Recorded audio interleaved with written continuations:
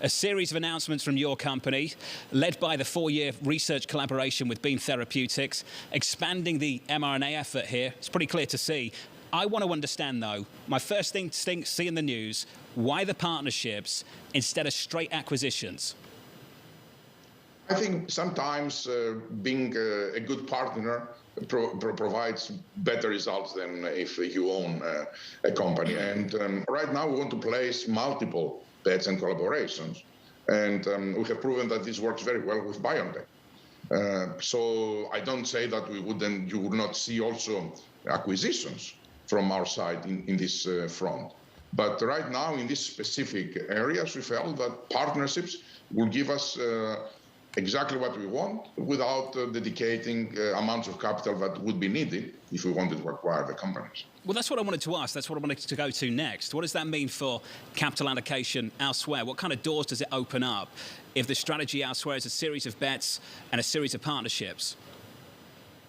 Clearly, this is one of the top priorities that Pfizer and myself personally are having for this year. I wouldn't say it's the number one, because the number one, it is to stay ahead of the virus, to stay ahead of COVID. This is what the company needs to do because this is what the world needs.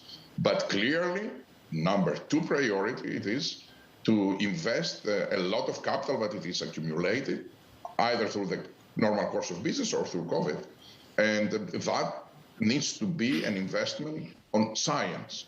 We believe that we have the machine right now, the clinical development machine, the manufacturing machine, the commercial machines. All these platforms are waiting for new science, highly breakthrough science, to come in and produce solutions for humankind. And this is where the capital will go. Well, let's talk about the platform getting the most attention right now, mRNA. It's been met with hope, confusion, and to some degree, skepticism. Doctor, I'm trying to understand from your standpoint how you communicate to people the hope around this when we keep getting told we need another shot. If it's so good, why do I need a second, a third, and a fourth? Yes. First of all, let me say what I think about mRNA. mRNA is not the holy grail, but it is a very, very powerful technology. It is a very powerful technology that has produced dramatic results, positive impact, and we are only scratching the surface. So our strategy and our vision, it is to harness the power of this technology to multiple other areas. The first area that is the self-evidence and the lowest hanging fruit, it is other vaccines of other infectious diseases. And this is something that we are doing mainly in partnership with BioNTech. We just expanded to a third target. You said why, if it is not good, is not producing longer-lasting results. It's not something that's related with mRNA. It's something related with the virus. As you most probably know, or if you ask experts, the natural infection with this virus also doesn't produce big immunity. In fact, the natural infection, in many times, produces half the time that you can get in terms of how long you're protected than the vaccines.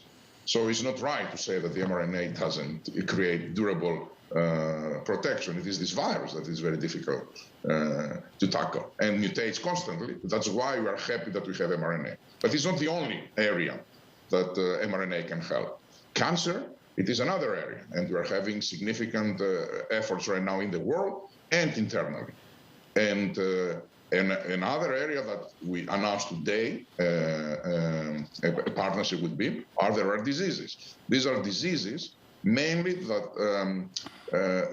they have as a cause a mistake in your DNA. It's a genetic mistake. Something is wrong with your DNA, and as a result, you have a disease.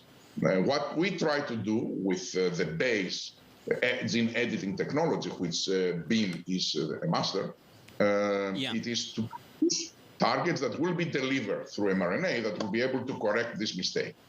There are several genetic technologies. We did a lot of due diligence, and we thought that the base, this is how it's called, the technology base, is the best. And also did a lot of due diligence about companies, and the best one was Beam. And this is why we did this partnership.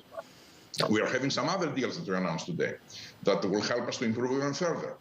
The Acuitas, which is give us license for 10 different targets in the LNP target. LNP, it is the lipid nanoparticles that are used to transfer the RNA. And the last but not least, It is the codex. What codex technology is all about? They are creating DNA instead of biological manufacturing, which means that you have virus to make it. It's a synthetic. Bottom line, what does this mean? Instead of having a process that takes a very important process for the production of our mRNA vaccine, instead of 1 month, you can take it down to a couple of days. This is very, very important because imagine, for example, you can have a new variant right now if we were successful theoretically. Instead of creating a new variant vaccine in 90 days, 100 days, to do it in 2 months rather than 3 months. Instead of being able to create a flu vaccine that you are 6 months or 5 months ahead of the target, now you are 3 or 4 months before the season, and you have a better match. Very important technology that will allow us to solidify our leadership in this area, and more importantly, to deliver to the world what they're expecting from us. Better healthcare solutions based on this technology. Doctor, you're running down the clock, so I've got to jump in. I apologise. This from Novak Djokovic in the last couple of moments, a story I'm sure that you've been following. I'm pleased and grateful that the judge overturned my visa cancellation despite all that has happened. I want to stay and try to compete in the Australian Open. As you know, Doctor, he got that exemption by having a previous infection. You said something quite important. I want to understand from your standpoint whether a previous infection provides similar protection equivalent to a vaccine. First of all, I'm a fan of Djokovic, but I can't even go to this dispute if he has the documentation or not. This is something between him and the authorities and their doctors, so that's it. I think previous infections, they are, in general, not in this case, in general, they are protecting against reinfections for a period of time, the same like vaccines. The comment that I made was that, for example, in a lot of European countries, the validity of the certificate of vaccination is 6 months after your last dose. For natural infection, it's go to 3 months or 4, because they know that the protection that you are getting after natural infection doesn't last as much as with the vaccines. This is what I said. Can you talk to me about margins on the vaccine as compared to, say, the oral pill, Paxlovid? What's the difference there, Doctor, right now? Look, the difference is big because, first of all, in the Paxlovid, we are 100% own the process, and we don't have any royalties of size or sizable royalties to provide to any people. So we are having 100% of the economics. And the production margins are bigger in pills rather than in this vaccine. Final question from me, and it's a sensitive one. You've set up a strong stream of recurring revenue now with this vaccine rollout. You're being insulated by government policy the world over. Do you worry sometimes, Doctor, about the PR fallout from that? The backlash that you could get, making money off a vaccine that's now been mandated in many, many places, being insulated, having that revenue stream largely insulated by governments around the world. Do you worry about the fallout from that? Although I'm not sure I understand the word insulated, but I think I understand the meaning of your, the meaning of the insulated. But I understand, I think, the overall concept. No, I feel very, very, very good. If you have the belief that it is appropriate for private sector to be entrepreneurs and produce, let's say, products, medicines that they can get some profit out, I couldn't think of a company that would deserve more to make money other than a company that did so good to humanity. I'm very proud and for what we have done, and I'm very, very enthusiastic that this example will create way more risk-taking in this industry, the healthcare industry, that will result in way more breakthrough products that will save way more lives.